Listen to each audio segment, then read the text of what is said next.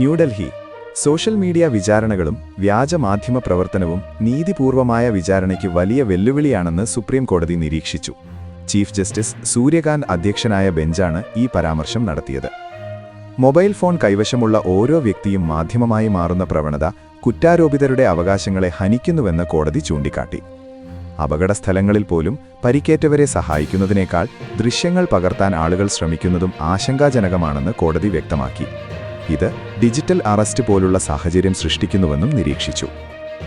അറസ്റ്റിലാകുന്ന പ്രതികളുടെ ചിത്രങ്ങളും വിവരങ്ങളും പോലീസ് സോഷ്യൽ മീഡിയയിൽ പങ്കുവയ്ക്കുന്നത് ജനങ്ങളിൽ മുൻവിധി സൃഷ്ടിക്കുന്നുവെന്നും കോടതി പറഞ്ഞു.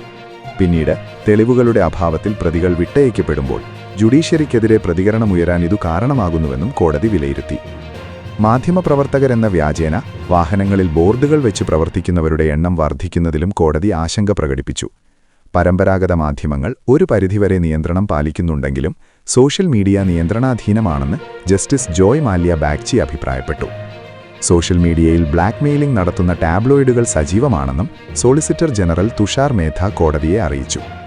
സിഎം കൂടുതൽ വാർത്തകൾക്കായി താഴെ കൊടുത്ത ലിങ്കിലൂടെയോ ഫോൺ നമ്പറിലൂടെയോ എൻ്റെ നാട് വാർത്ത വാട്സാപ്പ് ഗ്രൂപ്പിൽ ജോയിൻ ചെയ്യുക.